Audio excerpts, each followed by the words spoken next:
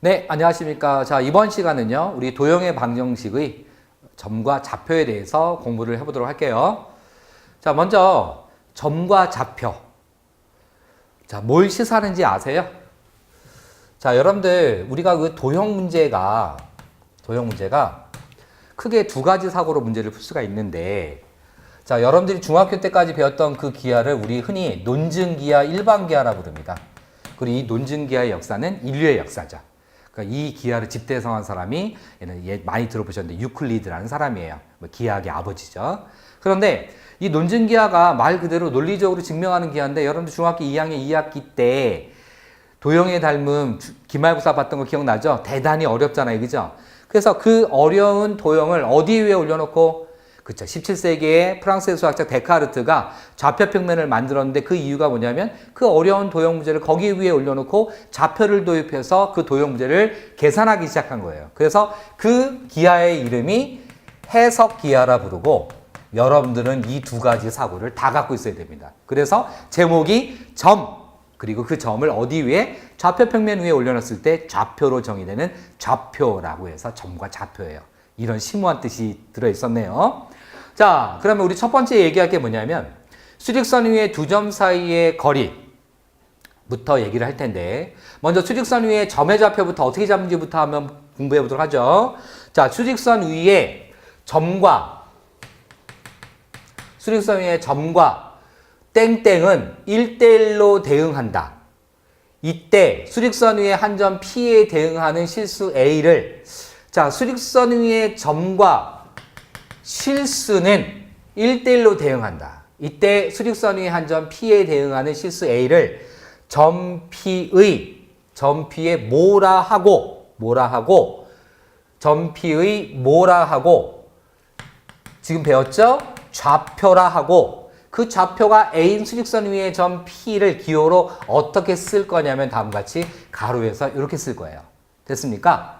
자, 그래서 자, 수직선 위의 점과 실수는 1대1로 대응하기 때문에 P의 좌표라고 읽고 기호를 이렇게 쓴다라고 했어요. 자, 이번에는 수직선 위의 두 점 사이의 거리에 대한 얘기 할 겁니다. 자, 여러분들 A점하고 B점 사이의 거리 얘기할 건데, 오른쪽에 있는 좌표에서 왼쪽에 있는 좌표를 빼주면 돼요. 그죠? 그래서 x2가 x1보다 크면 x2-x1이고, x1이 더 크면은 x1-x2고, x1하고 x2가 같으면 두 점 사이의 거리는 0이 되죠. 자, 이러니까 자, 일반적으로 선분 AB의 거리는 어떤 게 더 클지 모르겠어요 라고 했을 때 어떻게? 절대값을 샹 하고 붙여주면 여러분들 거리 잘 이해하고 있는 겁니다. 자, 이번엔 좌표평면 위에 점의 좌표에 대해서 한번 정의해 보죠. 좌표평면 위에 점과 실수의 모는 1대1로 대응한다. 자, 뭐냐면 실수 A와 X축에 있는 실수 A와 Y축에 있는 실수 B가 만나서 다음과 같이 A, B라는 이런 형태를 우리 뭐라 부르냐면 순서쌍이라고 불러요.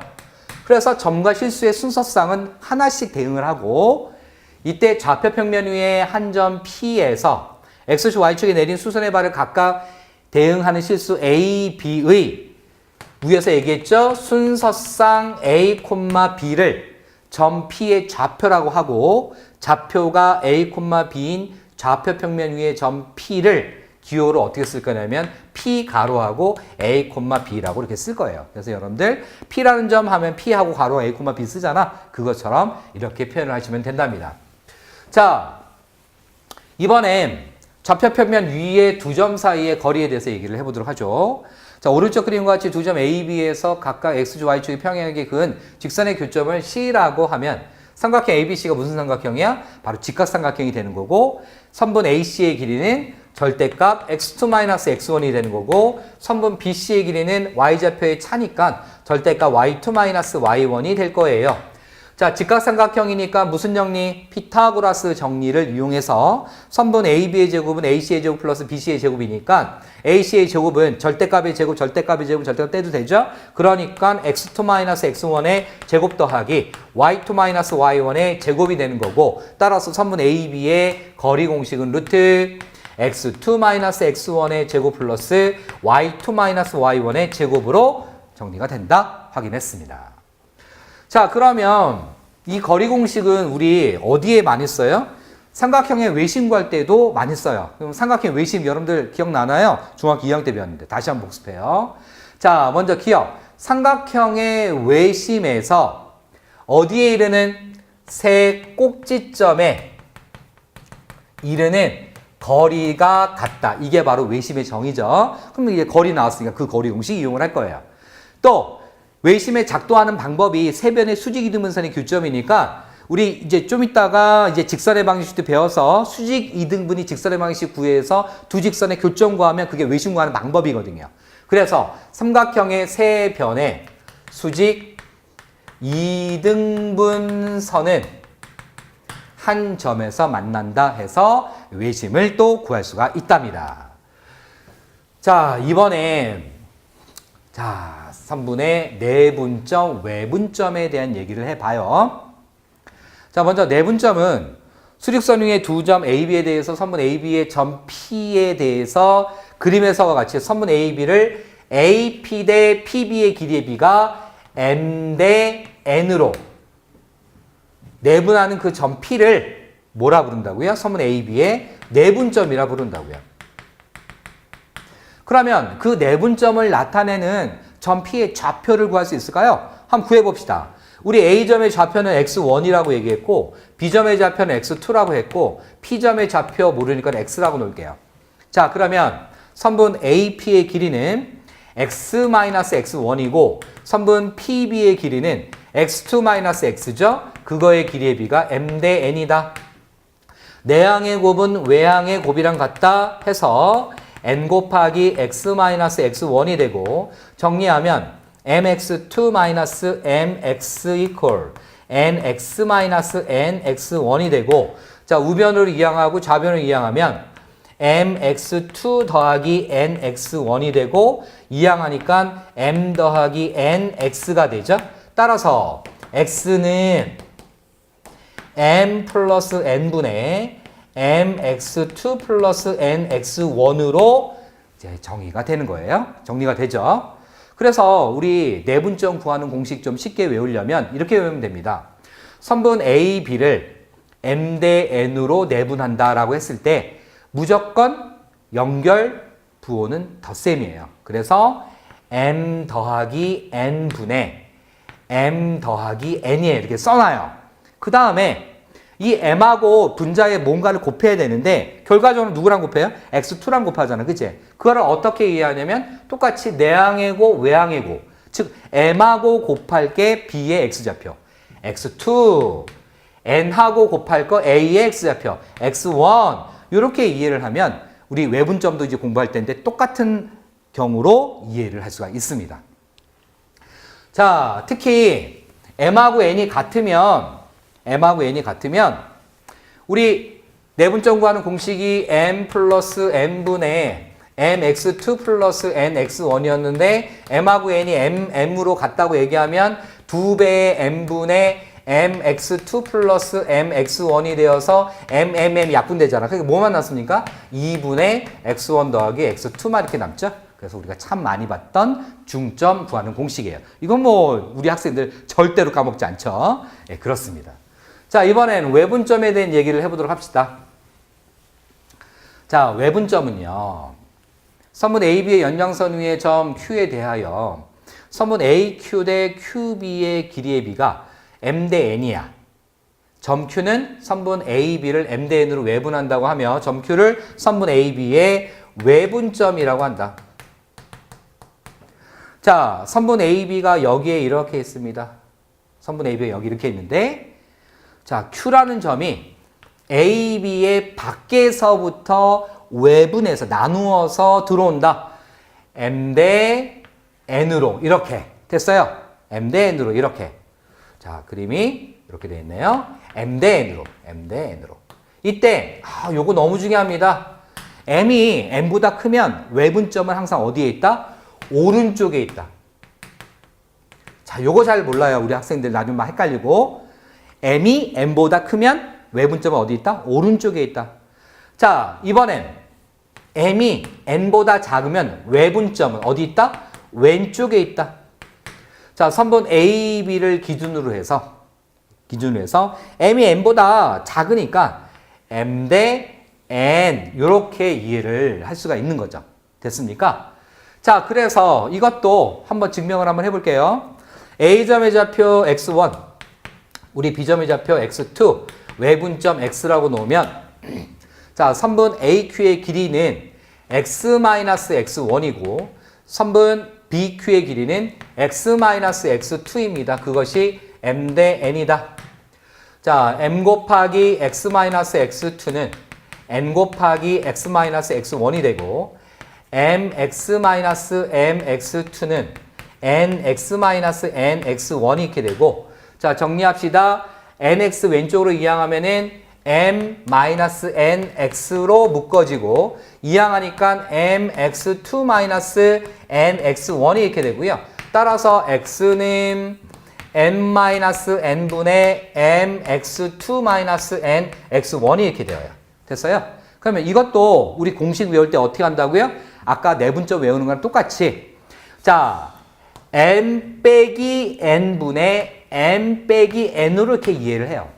그리고 자, 문제 읽어보면 선분 A, B를 m 대 n으로 외분한다. 내항의 곱은 외항의 곱이랑 같다는 형태로 해서 m하고 곱할 거 B의 x좌표 x2, n하고 곱할 거 A의 x좌표 x1 이렇게 확인을 하면 되겠습니다. 됐어요? 그래서 m값이 더 크다 오른쪽, n값이 더 크다 왼쪽에 외분점이 있다는 거 꼭 기억하고 여러분들이 확인하면 되겠습니다. 자, 그러면 우리 좌표평면으로 우리 확장을 해서 내분점하고 외분점하고 정리를 해보도록 할까요?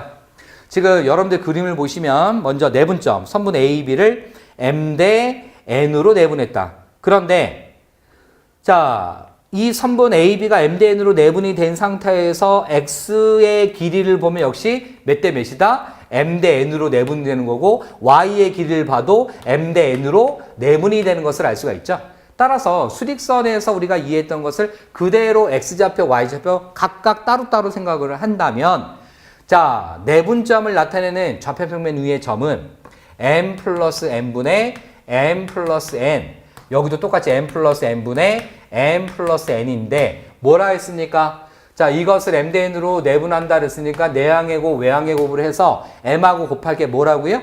바로 B점의 x좌표 x2가 되고 여기는 x1이 될 거고 여기는 y2가 되고 여기는 뭐가 된다? y1이 되는 것을 알 수 있습니다. 자, 같은 논리로 외분점에 대한 얘기도 m-n분의 m-n m-n분의 m-n이라 놓고 m하고 곱할 거 x2, n하고 곱할 거 x1, m하고 곱할 거 y2, n하고 곱할 거 y1으로 이해를 하시면 되는 거예요. 됐어요? 자, 그러면 우리 중점도 또 생각을 해볼까요? 중점은 1대1로 내분하는 거니까 2분의 x1 더하기 x2, 2분의 y1 더하기 y2로 이해를 할 수 있고요. 됐어요? 그 다음에 무게중심 같은 경우도 뭐 증명할 수 있는데 교과서에 다 나와 있죠. 그런데 그 결과가 외우기가 너무 쉬워요. 3분의 x1 더하기 x2 더하기 x3로 정리가 되고 y좌표는 3분의 y1 더하기 y2 더하기 y3로 정리가 되죠. 됐습니까? 네, 이렇게 확인이 될 수 있습니다. 자, 이번에는 자, 우리 중학교 2학년 때 배웠던 건데 각의 이등분선에 대한 얘기. 자, 네 각의 이등분선에 대한 얘기죠. 자, 어떤 공식이 있어요? 선분 AB 대 선분 AC는 선분 BD 대 선분 BC라는 공식이 있죠. 그쵸? 그러니까 선분 AB의 길이가 5고 선분 AC의 길이가 만약 3이다 라고 얘기한다면 B점하고 C점의 좌표를 알았을 때 D점의 좌표 구할 수 있어요? 없어요? 있죠. 어떻게? 5대 3으로 내분하는 점으로 구할 수 있어서 내분점, 외분점을 알고 있을 때 많이 나오는 유형 중에 하나예요. 그래서 여러분들 중학교 2학년 때 배웠던 내각의 이등분선에 대한 요 성질 반드시 알고 있어야 되고요.